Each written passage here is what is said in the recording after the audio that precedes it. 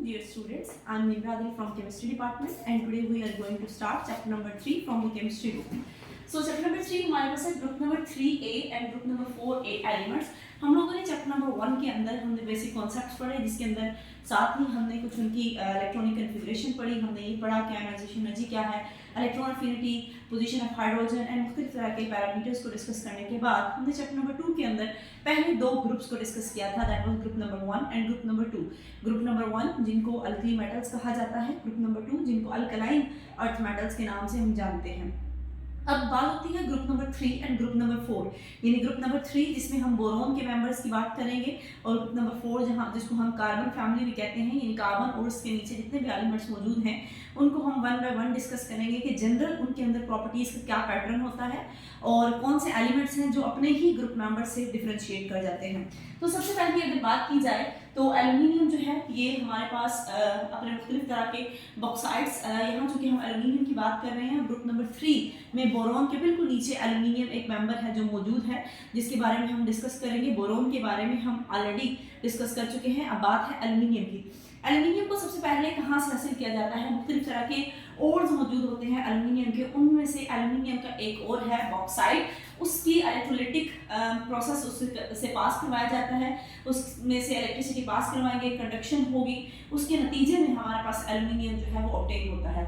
उसके बाद अगर इनकी प्रॉपर्टीज़ की कुछ खास बात की जाए कि एल्यूमिनियम की क्या प्रॉपर्टीज़ होती हैं, तो सबसे पहली प्रॉपर्टी क्या है? It is dull grey metal. अगर इसकी फर्स्ट अपीयरेंस देखें तो ग्रे कलर की उसकी अपीयरेंस होगी, लेकिन वो बहुत ज़्यादा शाइनी मेटल है, तो बहुत ज़्यादा शाइनी अपीयरेंस उसकी नहीं होती इस मेटल की। इसकी जो हमारे पास डल थोड़ी सी जो है वो अपीयरेंस होती है। सेकेंडली हम कहते हैं कि अगर इसकी डेंसिटी की बात की जाए तो ये बहुत ज़्यादा डेंस नहीं है, बहुत लाइट वेट हमारे पास एक मेटल मौजूद है और इसकी डेंसिटी तकरीबन 2.7 ग्राम पर सेंटीमीटर क्यूब होती है। और इसके अलावा अगर इसकी बात की जाए, चूँकि ये हमारे पास डल भी है और साथ में इसकी डेंसिटी भी कम है, तो ये मालेबल डक्टाइल है, यानी आप इसको मोल्ड करके मुख्तलिफ तरह की शीट्स और वायर्स के अंदर इसको कन्वर्ट कर सकते हैं। और ये एक हीट और इलेक्ट्रिसिटी का एक अच्छा कंडक्टर भी है, क्योंकि ये मेटल है और मेटल्स ऐसी होती हैं जिन जो इलेक्ट्रॉन इजीली लूज कर सकती हैं और इलेक्ट्रॉन लूज कर देने की वजह से उनके अंदर कैपेबिलिटी होती है कि वो कंडक्शन का फिनोमेना कर सकें। उसके बाद इनकी प्रॉपर्टीज की बात, इनके कुछ रिएक्शंस की बात है। हम सबसे पहले अगर इसका देखें तो एल्यूमिनियम अगर एयर के साथ रिएक्शन कर जाए तो क्या करता है? हम ये कहते हैं कि एल्यूमिनियम जो है ऑक्सीजन के साथ जब कंबाइन करती है तो एल्यूमिनियम अपने ऑक्साइड बनाती है। जैसे हम लोगों ने चैप्टर नंबर 2 के अंदर डिस्कस किया था कि बेरिलियम ऑक्सीजन के साथ मिलके बेरिलियम ऑक्साइड बनाता है, जो कि एक प्रोटेक्टिव कोटिंग के तौर पे काम करता है। यहाँ पे भी एल्यूमिनियम जो है वो ऑक्सीजन के साथ कंबाइन करेगी, एल्यूमिनियम ऑक्साइड बनाएगी जो एक प्रोटेक्टिव कोटिंग के तौर पे काम करेगा। अब यहाँ पे लिखा हुआ है aluminium is oxidised to form the oxide, for example Al2O3. Oxide layer protect aluminium from corrosion and its thickness increased by electrolytic processes called anodizing. Aluminium anode के तौर पे अगर ले लिया जाए तो एनोडाइज्ड एल्यूमिनियम के तौर पे ये बनता है। हमने फर्स्ट ईयर के चैप्टर नंबर 10 के अंदर इलेक्ट्रोकेमिस्ट्री के अंदर हमने एनोडाइज्ड एल्यूमिनियम पढ़ा था, जहां हम एनोड एल्यूमिनियम का लेके हम प्रोसेस जो है परफॉर्म करते हैं। तो यहाँ वो यही बात कह रहे हैं कि एल्यूमिनियम अगर ऑक्सीजन से कंबाइन करेगा तो एल्यूमिनियम ऑक्साइड बनाता है जो एक प्रोटेक्टिव कोटिंग है और उस प्रोटेक्टिव कोटिंग की वजह से मजीद जंग नहीं लग सकता। और इसके अलावा ये एल्यूमिनियम जो है आप इसको एज ए एनोड भी यूज़ कर सकते हैं, इसलिए इसको एनोडाइज्ड एल्यूमिनियम के तौर पर भी इस्तेमाल किया जाता है। अगर एल्यूमिनियम ऑक्सीजन के साथ कंबाइन करेगा तो एल्यूमिनियम ऑक्साइड बनाता है। इसी तरह अगर एल्यूमिनियम नाइट्रोजन के साथ कंबाइन करता है तो एल्यूमिनियम नाइट्राइड बनाता है। इस एल्यूमिनियम मेटल के अंदर कैपेबिलिटीज होती हैं कि ये हीट रिलीज कर सकता है और जो हीट रिलीज होगी उसके साथ इंटेंस ब्लू कलर की लाइट जो है हमारे पास वो भी रिलीज करता है। और ये मेटल कैपेबिलिटी रखती है कि हमारे पास अगर कोई भी मोल्टन मेटल मौजूद है तो उसमें से बबल्स वगैरह को अगर रिमूव करना है तो हम एल्यूमिनियम मेटल्स को यूज़ कर सकते हैं। ये उसकी फिजिकल प्रॉपर्टीज़ के बाद हमने उसका रिएक्शन विद एयर डिस्कस कर लिया। अगर बात की जाए मुख्तलिफ तरह के एसिड्स के साथ, मुख्तलिफ तरह के हैलोजेंस के साथ उसके रिएक्शन की, एल्यूमिनियम किस तरह से रिएक्ट करता है डाइल्यूट एसिड के साथ, किस तरह से रिएक्ट करता है कंसंट्रेटेड एसिड के साथ, तो सबसे पहले हम बात करते हैं रिएक्शन विद हाइड्रोजन। अगर एल्यूमिनियम हाइड्रोजन से कंबाइन करेगा, लेकिन ये काम जो है ये हीटिंग यानी आपको स्पार्क के तौर पे हीट प्रोवाइड करनी पड़ेगी, तो हमारे पास एल्यूमिनियम अपने ही हाइड्राइड्स के अंदर कन्वर्ट हो जाता है। इसी तरह एल्यूमिनियम अगर ऑक्सीजन के हैलोजन के साथ कंबाइन करता है, हैलोजन का मतलब है fluorine, chlorine, bromine and iodine, तो एल्यूमिनियम अपने ही हैलाइड्स के अंदर कन्वर्ट हो जाएगा। यहाँ पे एल्यूमिनियम हैलोजन से कंबाइन करेगा, एक्स यहाँ पे हैलोजन को शो कर रहा है, फ्लोरीन भी हो सकता है, क्लोरीन भी हो सकता है यहाँ पे, और ब्रोमीन भी हो सकता है। यहाँ एल्यूमिनियम हैलाइड में कन्वर्ट हो जाएगा। ये जो रिएक्शन है ये एक्सोथर्मिक प्रोसेस होगा। इस प्रोसेस के दौरान काफ़ी अमाउंट में हीट भी जो है वो रिलीज होती है।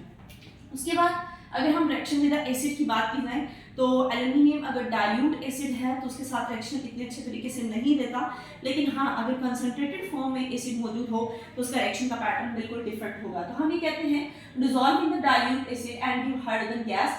अगर ये हमारे पास डाइल्यूट HCl के साथ अगर आप रिएक्शन करवा रहे हैं या अगर आप रिएक्शन करवा रहे हैं सल्फ्यूरिक एसिड के साथ, तो दोनों केसेस में पैटर्न बिल्कुल डिफरेंट होगा। यानी पहली केस तो ये है कि HCl के साथ क्या होगा, सल्फ्यूरिक एसिड के साथ क्या होगा, फिर ये केस है कि डाइल्यूट है तो क्या होगा, और अगर कंसंट्रेटेड है तो क्या होगा।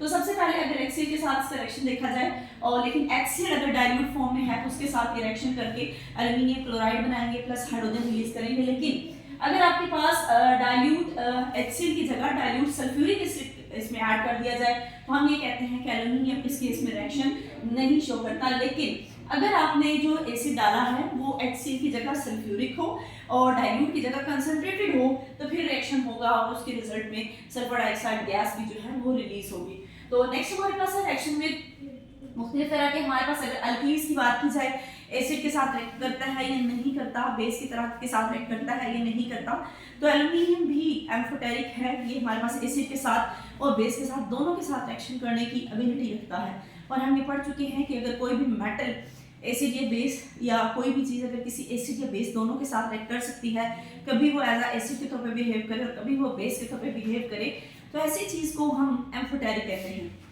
तो एल्यूमिनियम हमारे पास एम्फोटेरिक है, वो हमारे पास अगर NaOH के साथ रिएक्ट करेगा प्लस उसमें वाटर ऐड करे तो अपने ही सॉल्ट के अंदर कन्वर्ट हो जाता है plus with the release of heat. उसके बाद अगर हम इनके यूजेस की बात करें तो एल्यूमिनियम को मुख्तलिफ तरह के जगह पे इस्तेमाल किया जाता है। लाइक आप इसको बर्तन बनाने के लिए इस्तेमाल करते हैं, आप इसको रडार्स को जैम करने के लिए इस्तेमाल करते हैं, आप इसको कंडक्टर के तौर पर इस्तेमाल करते हैं, मुख्तलिफ तरह के टैंक्स में इस्तेमाल करते हैं।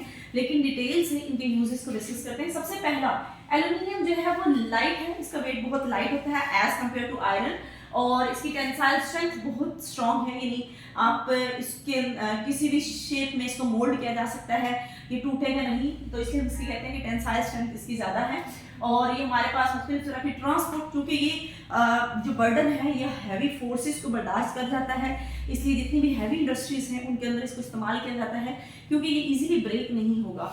तो हम इसको मुख्तलिफ तरह के एयरक्राफ्ट, शिप्स, कार्स वगैरह बनाने के लिए इसको इस्तेमाल करते हैं। उसके बाद एल्यूमिनियम के पास चूंकि इलेक्ट्रॉन लूज करने की एबिलिटी है, मेटल है, तो ये एक्सीलेंट कंडक्टर है, हीट भी इनमें से पास कर सकती है। इसके अलावा इसमें से इलेक्ट्रिसिटी भी पास कर सकती है। इसके अलावा इसको हीट एक्सचेंजर के तौर पर इस्तेमाल करते हैं मुख्तलिफ तरह की ऑयल इंडस्ट्रीज के अंदर या हैवी इंडस्ट्रीज के अंदर। इसके अलावा मुख्तलिफ तरह की हैवी ड्यूटी इलेक्ट्रिकल केबल्स यानी ऐसी तारें बनाने के लिए इस्तेमाल करते हैं जिसमें से बहुत हाई वोल्टेज का करंट पास करना है। अगर हमारे घर में कोई एक्सटेंशन मौजूद हो और अगर वो उसकी तार जो है वो बहुत ज़्यादा अच्छी क्वालिटी की ना हो, तो जैसे ही ज़्यादा वोल्टेज आता है तो वो तार जलना स्टार्ट हो जाती है। तो इसका मतलब ये है कि एल्यूमिनियम को हम वहाँ पे वायर्स बनाने के लिए इस्तेमाल करते हैं जहाँ बहुत ज़्यादा हैवी लोड जो है वोल्टेज का आपको पास करवाना हो। उसके बाद अगर हम बात करें तो एल्यूमिनियम को आप एक एक्सीलेंट रिफ्लेक्टर के तौर पे भी इस्तेमाल कर सकते हैं, और ये मुख्तलिफ तरह की इंसुलेशंस करने के लिए इस्तेमाल होता है, चाहे वो बिल्डिंग की हो या मुख्तलिफ तरह के जो रडार्स हैं उनको जैम करने के लिए भी इस्तेमाल किया जाता है। इसके अलावा इसको मुख्तलिफ तरह के नेविगेशनल इंस्ट्रूमेंटेशन में एल्यूमिनियम को इस्तेमाल किया जाता है। गुड रिड्यूसिंग एजेंट है, मुख्तलिफ तरह के रिड्यूसिंग एजेंट के तौर पे काम करता है। कहाँ इस्तेमाल करते हैं इसको एज अ रिड्यूसिंग एजेंट, मुख्तलिफ तरह की स्टील इंडस्ट्रीज, आयरन इंडस्ट्रीज में एज अ रिड्यूसिंग एजेंट इसको इस्तेमाल किया जाता है। अगर इसकी बात की जाए प्रॉपर्टीज़ की तो ये नॉन टॉक्सिक है और इसको मुख्तलिफ तरह की वाइन्स या मशरूबात जो हैं उनको बनाने के लिए इस्तेमाल करते हैं। मुख्तलिफ तरह के, चूँकि नॉन टॉक्सिक है तो एल्यूमिनियम के कंटेनर्स बनते हैं, फूड कॉकटेल्स वाला जो बॉटल्स होती हैं वो हमारे पास एल्यूमिनियम के अंदर कोटिंग हुई होती है, तो ये सारी वहाँ पे इसकी एप्लीकेशंस हैं। उसके अलावा मुख्तलिफ तरह की मेटल्स के साथ ये कंबाइन करके एल्यूमिनियम अलॉयज भी बनाता है। तो हमारे पास कॉपर के साथ, मैग्नीशियम के साथ, निकल के साथ और जिंक के साथ भी इसको मिक्स करके मुख्तलिफ जगह पर इस्तेमाल किया जा सकता है। इसके अलावा मुख्तलिफ तरह की बर्तन बनाने के लिए इस्तेमाल करते हैं। एल्यूमिनियम की विंडोज आजकल बहुत ज़्यादा कॉमन है, वहाँ बनाने के लिए इस्तेमाल करते हैं। किचन के अंदर मुख्तलिफ तरह के इसके एप्लीकेशंस है। लास्ट इसका एप्लीकेशन है for making petrol and milk storage tank. मुख्तलिफ जगह पे पेट्रोल को सेव करने के लिए बड़े बड़े कंटेनर्स हैं, वो कंटेनर्स एल्यूमिनियम के मिल के बने होते हैं और दूध को स्टोर करने के लिए भी इसको इस्तेमाल किया जाता है। सो आई होप कि आपको आज के लेक्चर की समझ आ गई होगी। आज के लिए इतना ही। अल्लाह हाफिज़।